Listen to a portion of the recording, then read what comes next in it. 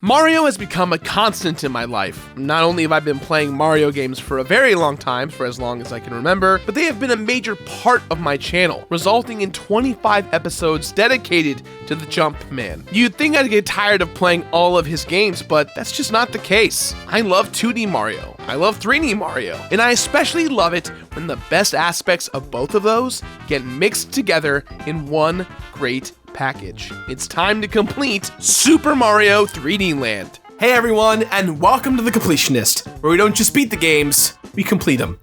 If you want to see more about the completion process, be sure to check out our Patreon at patreon.com/thecompletionist. In completing today's game, I read a lot about the background of Super Mario 3D Land, and in this research, I found the quote from the game's director, Koichi Hayashida. Enjoy making something that leads to making something enjoyable. So let's all go forth and enjoy doing what we do. It reminded me about why I do this show and why I'm making this episode today. And even though I get frustrated, I really enjoy making The Completionist. And I hope all of you guys at home enjoy what we do here for you every single week. So with that said, let's get to it. Here comes a new challenger! Yes! Danger!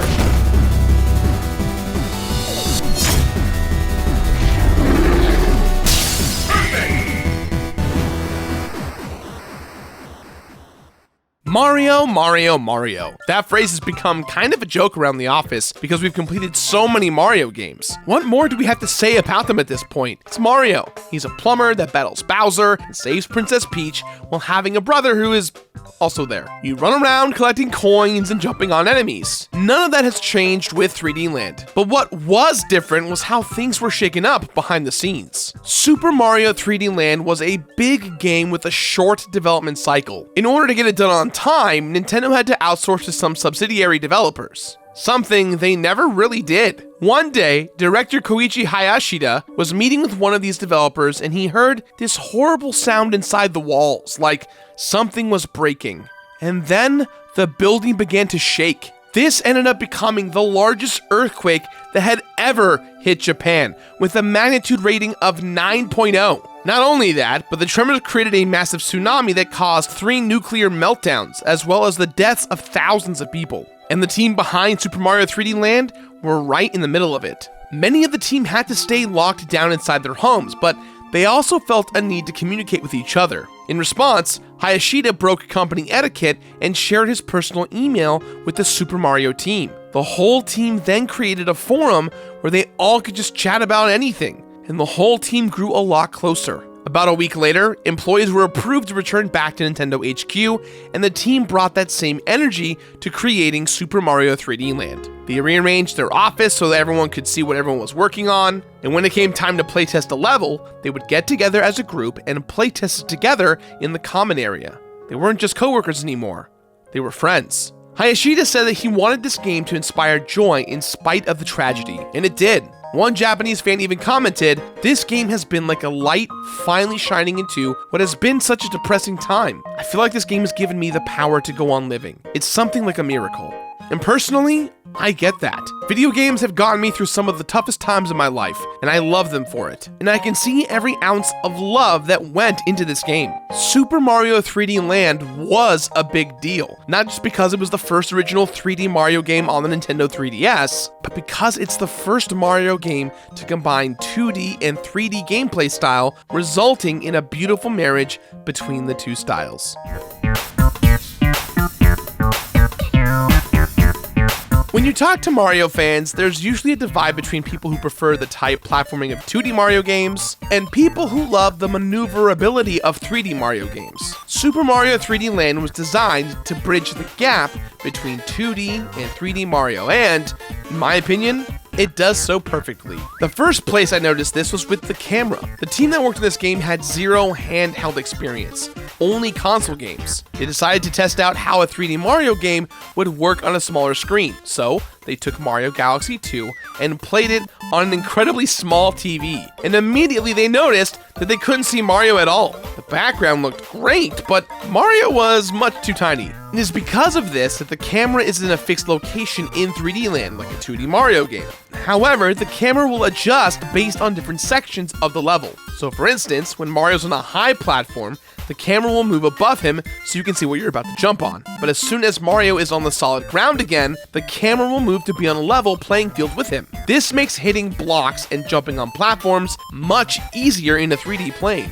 This isn't the only way that 2D and 3D Mario are married perfectly. There's also the level design. Throughout a level, you'll notice a ton of different platforms, coins, and power-ups that can all be reached in different ways. These are perfect opportunities to use 3D Mario's famous moves, with triple jumps, backflips, and more. However, everything in a level is precisely placed with a specific goal in mind, to get to the flagpole. While this is a classic Mario trope, this is far different than the 3D Mario formula of exploring an open world to find a star. But you know what?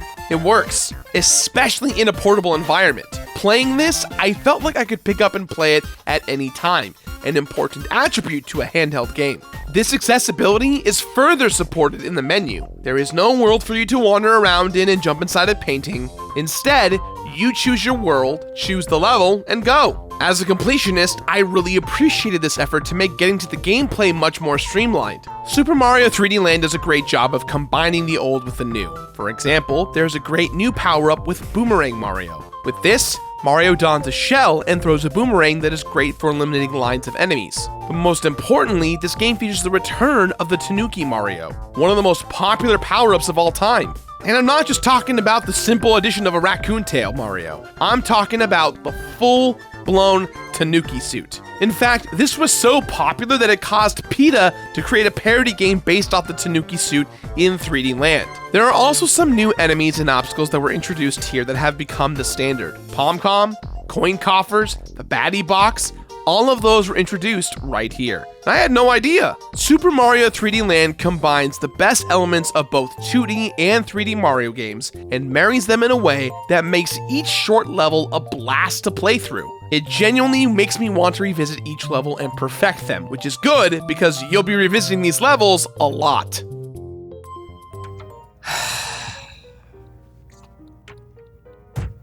Hey buddy, what's going on, Bradley? You alright? Seems like you're a little down or something. Yeah, I'm playing all these games, and I realize that as I'm playing them, I don't really have anyone to discuss the completion process with. Oh, you don't have to worry about that. There's a whole community out there for completing games and talking and such. Really? Yeah, absolutely. Where's that? So, here's the thing. You can actually go to patreon.com/thecompletionist and join the Discord, and there will be people there talking about completing games. I like to think of it as a crossroads of great games and better gamers. Sounds great. Yeah.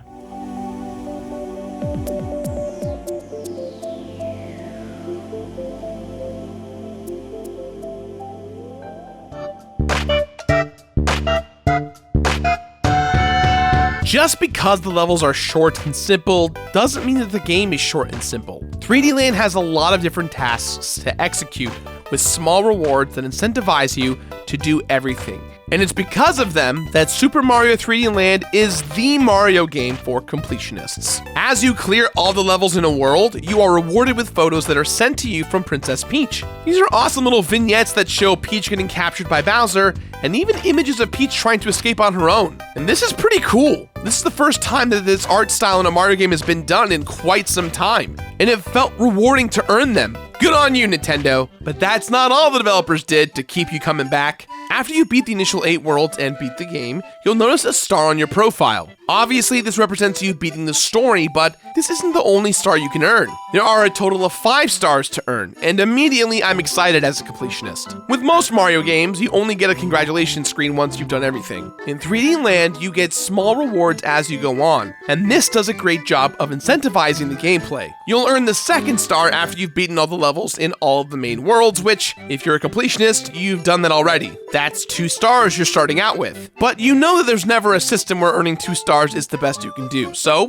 you keep on going. The 3rd star is a bit more difficult. For this, you need to gather all 3 star medals from every single level in the game. These are large coins that are scattered amongst each level in places that are particularly challenging or require a specific power-up to obtain. The toughest part is not in getting them, but how many there are overall. You don't just get them in the main levels, you have to get them in all the special worlds as well. Now, these special levels are a lot harder than the main levels and are a ton of fun. These include levels with a much shorter time limit or you being chased by an enemy called Cosmic Marios. These levels are cool and absolutely worth doing, including one of the hardest Mario levels ever made at the very end of the Special Worlds. This level is incredibly long and absolutely grueling, and it's kind of acting as a precursor to what we would know as Champion's Road in Mario 3D World. But it is so satisfying once you get to the end and you see those platforms spell out thank you. Once you beat that final level, you'll also earn the 4th star. However, there's one more star to get, and this one is the most difficult of all. Remember how I mentioned those flagpoles earlier? Well, you better make sure you get to the very top of every single one of them. Getting to the top will put a golden flag on the level. Sounds pretty easy, right? Not quite. You don't have to do it with just Mario. You also have to do this with everyone's favorite Ghostbuster, Luigi. When you unlock the special levels, you know, all 8 worlds, you'll get another piece of artwork showing Luigi behind bars. Once you beat the first castle in Special World 1, you'll unlock him. And if you want to get that final star, you'll have to beat every single level again with the Green Man himself also touching the very top of the flagpole. Now look, I know I've made fun of the Eternal Sidekick a lot recently. A lot of you guys have been letting me know. First off, it's a joke. Second, it's nice seeing him here. Playing as Luigi feels the same as every other time Luigi was a specific character. A little more floaty and a little more slippery. However, there is one more change that is absolutely worth mentioning. If you pick up the Tanuki leaf, you don't get Tanuki Luigi. Instead, you get Kitsune Luigi. Its functionality is the same as the Tanuki suit, but it looks so freaking cool! And it adds just enough differences to make Luigi feel cool too. It makes me kind of wish that Nintendo continued this trend after 3D Land. I kind of want to see every other character's different leaf animal. Weasel Waluigi, Serpent Rosalina, Platypus Toad. Oh my god, he could be called Platitoad! Oh, that'd be so cool. Not only that, but you get special art once you beat the game with Luigi, as well as when you beat all the special worlds. And getting all these rewards felt great. I got to explore everything this game had to offer, and it made Super Mario 3D Land feel better because of it. However, there was one last thing you can get that almost completely ruined the completion process. Alright, so you've gotten all 5 stars, collected all the star medals, and saved the Mushroom Kingdom once again. What do you get? Well, nothing. Unless you meet one special condition, beating every level in the game and dying less than 5 times on each level. Sounds easy, right? Here's why this was so frustrating for me. You see, once you die 5 times, you get a special power-up when you respawn. This is the Super Tanuki suit. It not only gives you all of the powers of the regular Tanuki Mario, but you're also invincible the whole level and can float almost infinitely. I was experimenting on a few levels and earned this special power-up, so I gave it a shot. However, it wasn't until I unlocked Luigi that I learned that this meant I could not get the shiny stars. Okay, that's no problem. Just go back and beat those levels without dying, right? Wrong. Once you die those 5 times on one level, it is impossible to earn the shiny stars on your profile. So, what that meant was that I had to start a brand new game save on a new profile and beat all of the main levels again, including all the star medals and touching the flagpole stuff that I already did. Doesn't matter whether or not you actually use the suit or not. This infuriated me. Earning each star on its own felt satisfactory. I don't need anything else. However, this is not the fault of the game. This is my own damn fault. There's also an easy workaround here. If you're gonna die that 5th time, you can just quit the game using the home button on the 3DS menu. And since it's so easy to get into the gameplay of Super Mario 3D Land, it doesn't feel too tedious. But it still feels like a dumb design choice. Why on earth would you add something to help the player only to wind up punishing them at the very end without any indication that there's a penalty here? It just doesn't feel very fair in my eyes. So you beat the game without ever having to take the easy way out. What happens now? Well, those 5 stars are now 5 shiny stars. Yeah, that's it. No, really, that's it. It adds nothing to the completion process. It just seems like an extra neener thing the developers did. Oh, you didn't get the shiny stars? Well, you didn't really complete the game then. Nee. Other than that, this game was an absolute delight. There is so much joy to be found, and other than my own mistake, I enjoyed doing all the extra stuff. Super Mario 3D Land is fun. It's just that the reward is a bit lacking. But now, all of you know ahead of time, so you can learn from my mistake. When I completed Super Mario 3D Land, there were 30 deaths. Most of these happened in the first playthrough and the final level. 8 power-ups, one of which you should never see if you want to complete this game. 32 worlds conquered, 16 with Mario and 16 with Luigi. Although it was really 32 with Mario. Stupid shiny stars. 96 different levels beaten, meaning I had to go to the top of every single flagpole twice. Well over 1,000 lives earned, not that I ever used them or anything. 22 hours of total playtime. And 3 more Mario animal hybrids that I want to see. Bear Wario, Axolotl Luigi, Mouse Peach. Oh my gosh, she could be shooting lightning. Peach-a-Chew! Boom, I love it. Print it. You're welcome, Nintendo. Super Mario 3D Land was tough for me to complete. However, that's more my fault than the game's fault.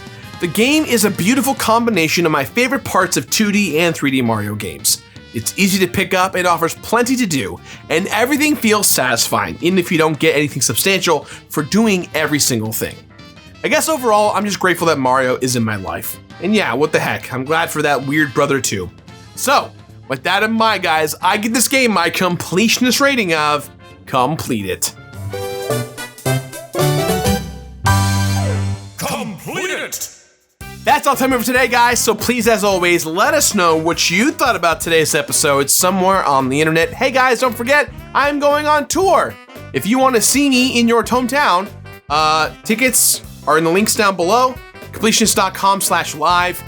Tickets are starting to sell out on some of these shows, which I'm really excited for, especially on the East Coast in New York and Boston. So, if you want to get your tickets, get them while you can. Guys, I've been Gerard the Completionist, and I'll see you next week for the brand new episode. Bye-bye. I don't know why I did the finger guns. Feels threatening. Bye-bye. Bye-bye. Come to my show.